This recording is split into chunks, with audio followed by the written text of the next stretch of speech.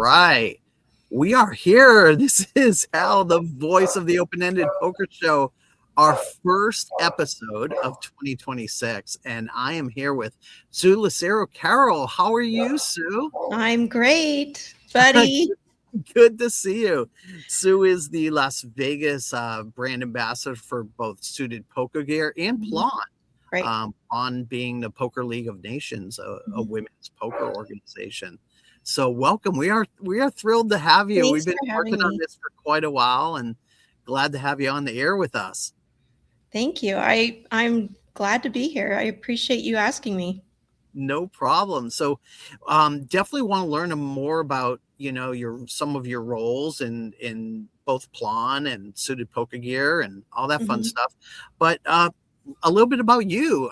I know you are obviously you're a semi-pro poker player and you play in is it Las Vegas primarily, or do you play everywhere? No, just Las Vegas primarily. I think I've played at the Hawaiian Gardens a couple times. Okay. In California. But primarily Vegas. And I know you play both. You play both. When I say both, that being both cash and tournaments. Right.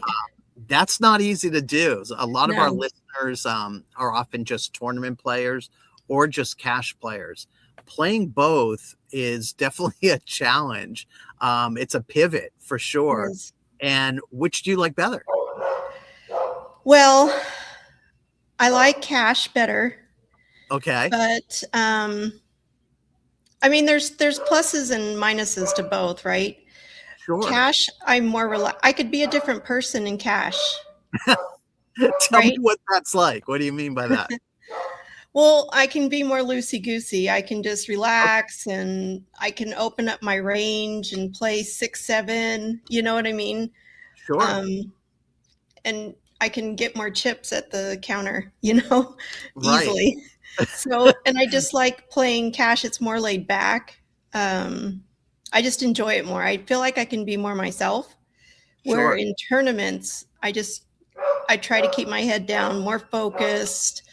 You're constantly thinking about your chip stack, your position, the ICM of it all. So there's a lot more to think about. There's definitely more concentrating for sure in a tournament. But you said something interesting when you were talking cash, and that you're more relaxed. And is that because you can rebuy? There's always rebuys in a cash game, or load up more, or is it the style of play? I think it's my confidence. I think my confidence is stronger in cash. It's a confidence thing. You have to have confidence to play poker. If you lose your confidence, then you get preyed upon in poker. So 100%. Yeah, you get preyed upon, and I think we both know that. And I can read pretty well people to the best of my ability, and I can always get better. But in cash, it just seems like I can read people a lot better. Maybe they're not as serious. Maybe they're drinking more. They're more relaxed. Especially in Las Vegas, right? Yeah, they're drinking a lot more. So they're more relaxed. I'm more relaxed. So then my confidence goes up even an extra notch.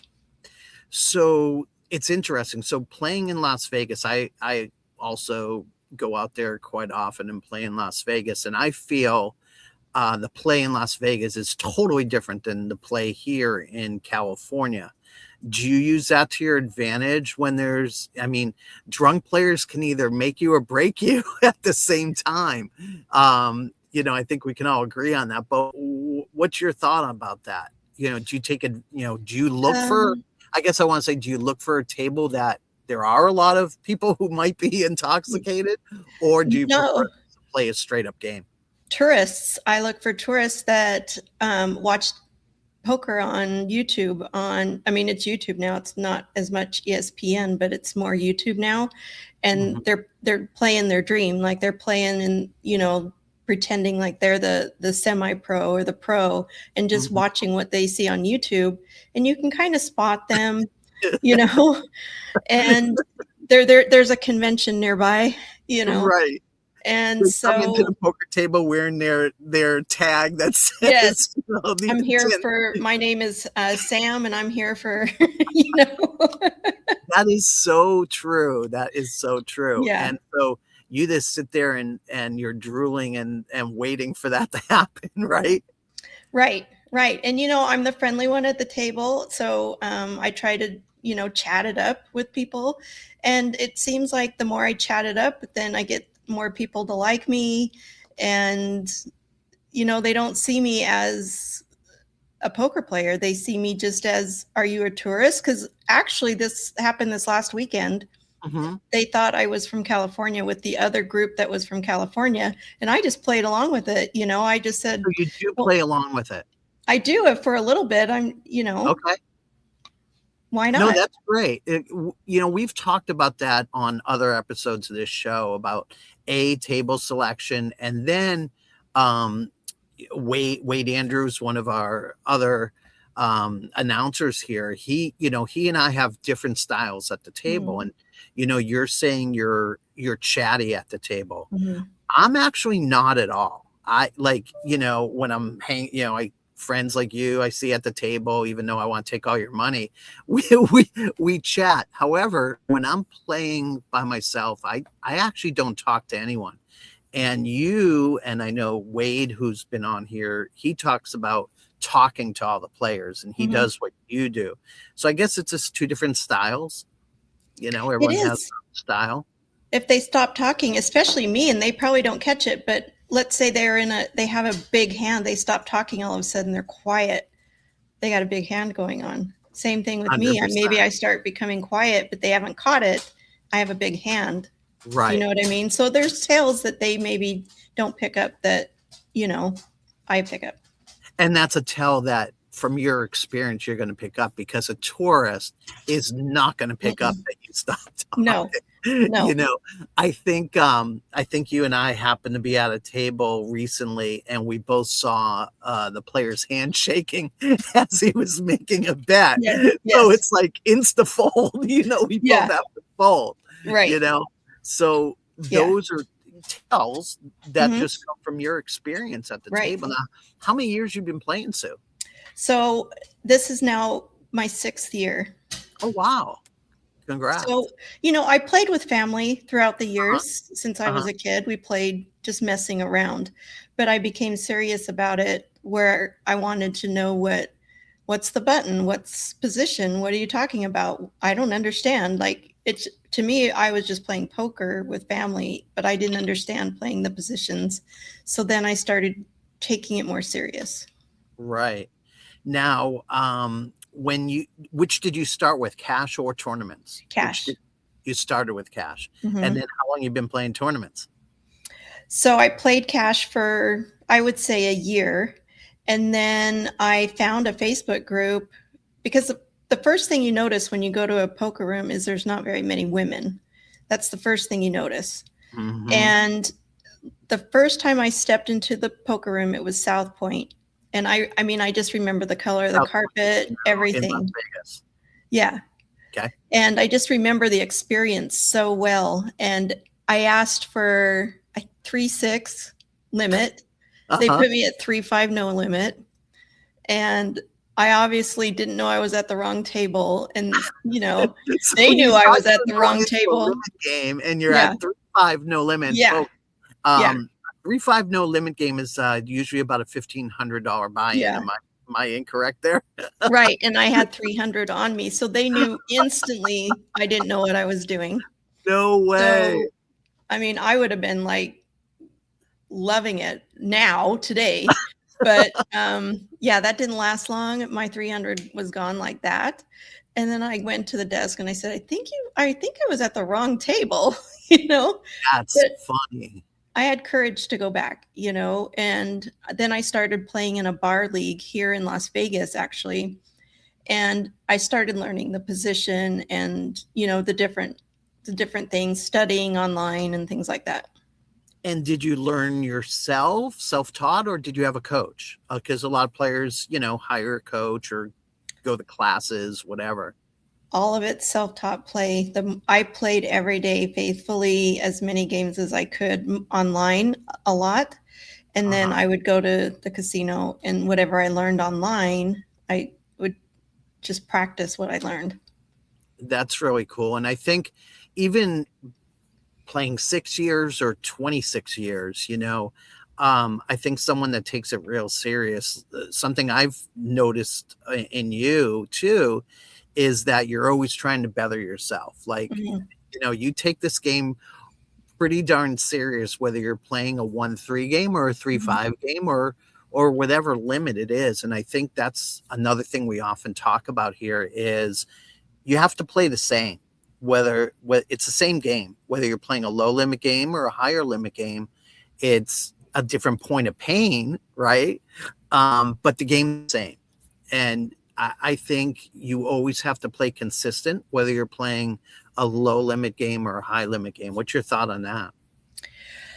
Actually, I have a little bit of a different opinion because you're playing the player. So if you're Sure. at a 1-1-2 game, you're going to have some tighter players, tourists.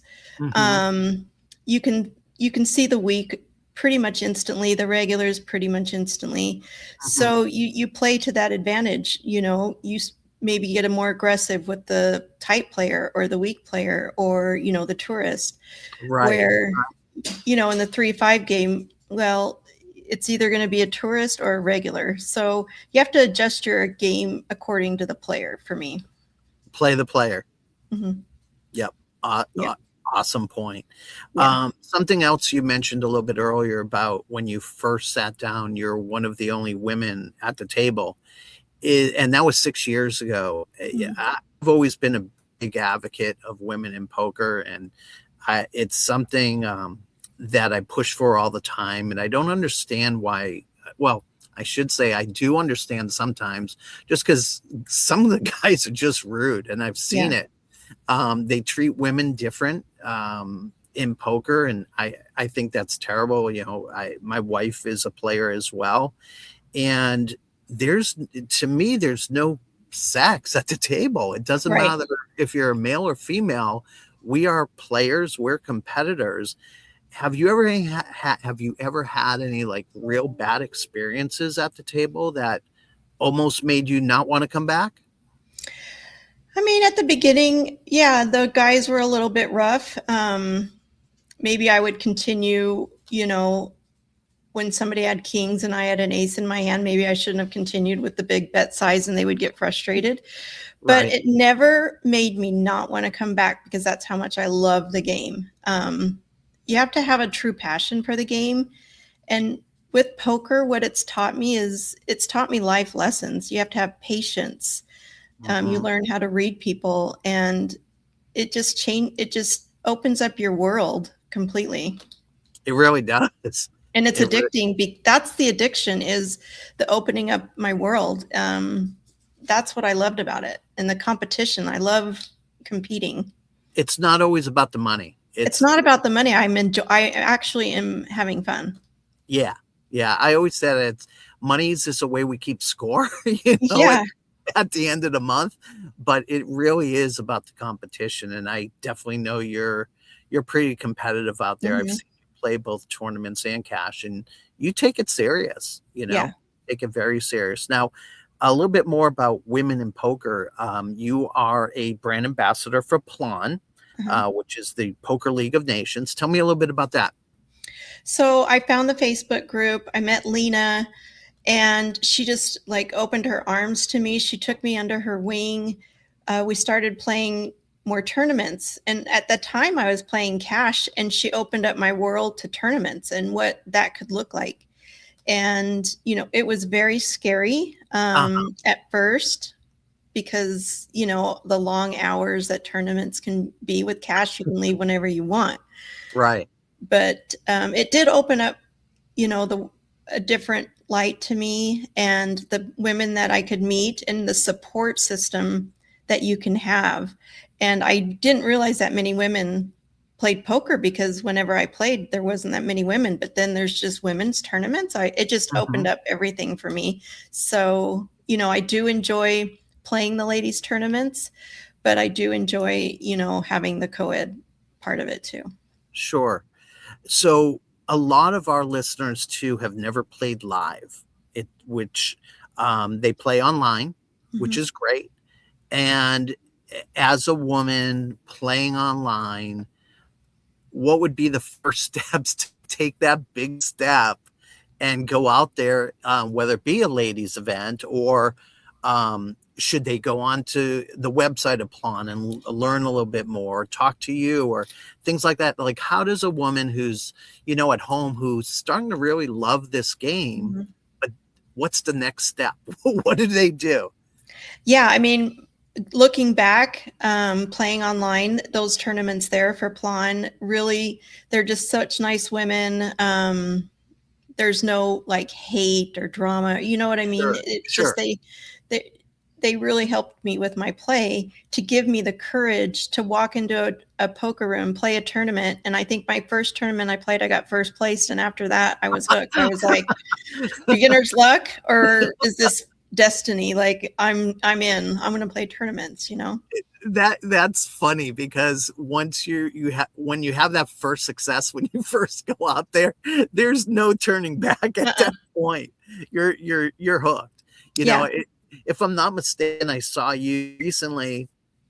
Let me think. You were playing online and you were playing a live tournament at the same time. That's so how's that work? Yeah, that's passion. That's passion right there. Yeah, there was WPT Gold had $1 million guaranteed tournament, and I was trying to qualify. They have all these qualification satellites that you can play, and I think I paid $20 to play in a $1 million guaranteed tournament, and I ended up placing, I think it was second or something, I can't remember, but wow. And I was playing cash at the time too, so I couldn't focus a lot on people's play because I was watching my screen, but that was some D-Gen poker right there. D-Gen poker at its best.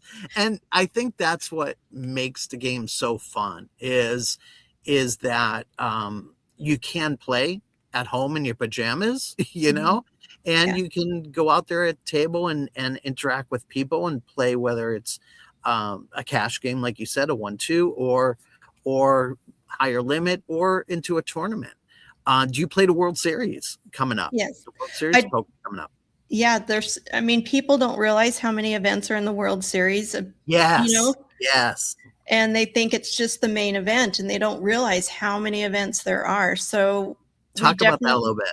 Yeah. So we pick, I have a friend and we pick our events. We're already starting to pick them now because everything came out recently, right? The schedule of all the games. Camp. I call it summer camp. So the summer camp schedule has come out. Summer vacation. So we look at it. We decide what we're going to play. We, try to sell some action if we need to. But we go ahead and decide that. Some of our listeners don't know what that means about selling action. Why don't you explain that a little bit? Yeah. So last year I did sell a little bit of my action to the higher buy-in. Let's say the buy-in's $1,100. Somebody, I've been placing in some tournaments. They're rooting for me. So they're going to buy, 20% of my action. And then, if I win, I take the buy-in out and then I subtract that out and I give them 20% of whatever I win. Right. And that's a great way to play. I've sold my action for many years as well. And what people don't understand is no matter how good of a player you are, it's a numbers game. So if you have X amount of bankroll, do you play one tournament or spread that bankroll amongst 5, 6, maybe 7 tournaments and get some backers for some of those tournaments? And that's really the way to go. I mean, it's even the best players in the world, they're cashing in tournaments maybe 10% of the time. I think 10, 15% is a good run, if you're cashing 10%. So spreading that variance around a little bit definitely helps. Yeah, and I would rather play 8 tournaments than play one big one. To me, it's just a better, but this took of the 6 years watching people, and I surround myself by, truly, I always say I surround myself by winners. I surround myself by people that win. That is so great. I really do. And I'm not going to go surround myself by the person that's losing every single week. I'm going to surround myself by the one that's winning more tournaments than they're losing, because I'm learning something from that person. So I have just, been blessed to surround myself by winners, and I guess that's what I keep attracting. And so I learn from them. I take that, I take everything I learn. I love that. That is such a great thought process. And it works both ways, because people aren't going to back you all that consistently if you're not given a return on investment. Right. Right. I messed up here. It was before COVID. I can't remember what year it was. And I sold more of myself than I actually had. And of course, it was my best year. I cashed in like 6 events, and it was my best year. And my friend from Canada, he ended up making far more money than I did, which was hysterical. And it was a learning lesson for me. Don't do that. Right. I mean, everything is learning lessons. I mean, you have to take that away. And just like in a bad, like, let's say you get a bad beat. That's something else I've really tried to learn, that you get sucked out on the river, and you just have to blow that hand off, because if it affects your mind on the next hand and you're still talking about it 10 hands later, you're not staying present, and then your game's going to go downhill. I had to work on that for a long time. I'm still working on it. I did as well. And that's probably the biggest thing I think a poker player has to work through, is the things, how do you handle downswings, which are part of the game? How are you good with the downswings? No, everybody has downswings, and I go through them. We all go through them. And if you have the support in the poker community, you just talk to each other, and you have to lift each other up. And that's why I say I surround myself by people that lift me up rather than bring me down. So as long as I keep those people around me, I'm going to keep, going up and keep trying. That's such a positive attitude. That is great. Now, moving into SPG, which is Suited Poker Gear. Mm-hmm. You are the Las Vegas brand ambassador for Suited Poker Gear. Tell me a little bit about that. Well, we started the seniors event at Westgate. It's been over a year now.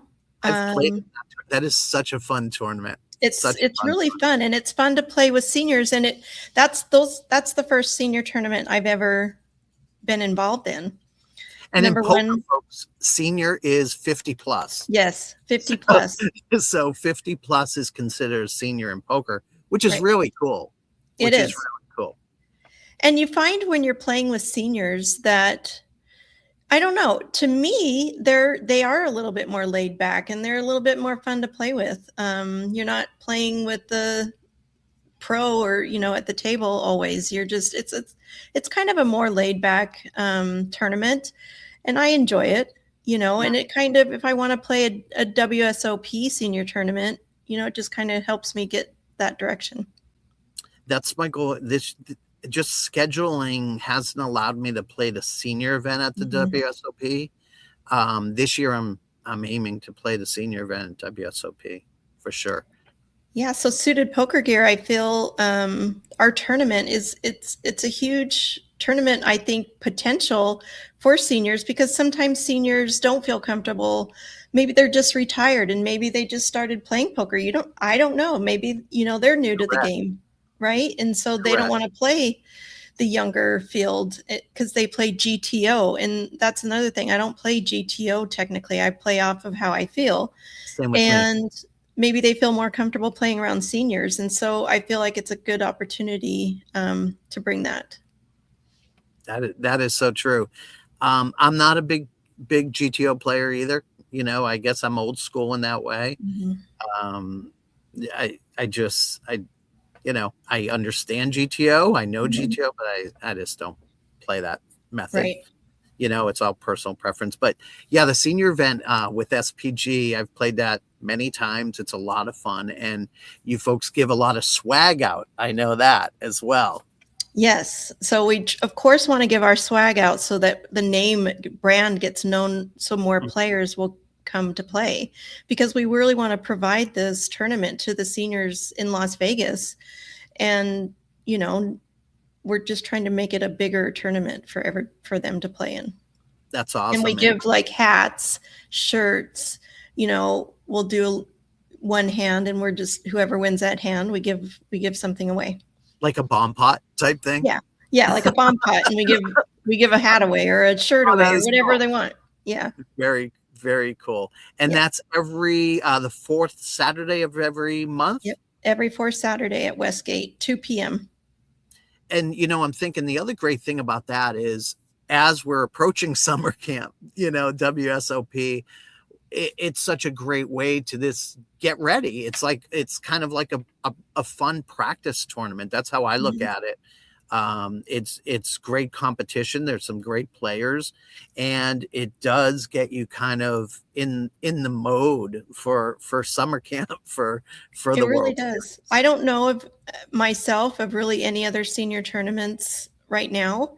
Mm-hmm. So it helps you prepare for the WSOP senior if that's what you're wanting to play. 100%. Very cool. Well, Sue, this has been awesome. We're almost out of time, but it's been so great chatting with you and learning more about, obviously women in poker, what you're doing with PLON and what you're doing with SPG. You're definitely keeping yourself busy. Is there a way for folks who want to get involved in either of those? Are there any websites or an email that they can go to for you, or what's the best way? Yeah, I think if you're a women in poker, which I always support women. If I see a woman in a poker room, or if we're in a tournament and there's only 5 of us, I'm always rooting that woman on. So I will always let them know to go to Facebook, go to Poker League of Nations, and, go ahead and add, send a request to be in that group. And then Poker League of Nations holds like 3 tournaments a week, and it's great practice for the value. So it's like $100 a month for the Platinum League. And it's such a great value for women that are just getting into the game. You're playing 3 games a week for $100 a month. I mean, it's really a great value. That's fantastic. Very cool. And same with Suited Poker Gear. I'm sure it's on all the social medias. So you can check out. You go to Facebook, Instagram, whatever social media you use. Our 50 and plus usually use Facebook. So what I find. So go to Suited Poker Gear, requests to be added, and you'll see, go to events, and you'll see where all the events are.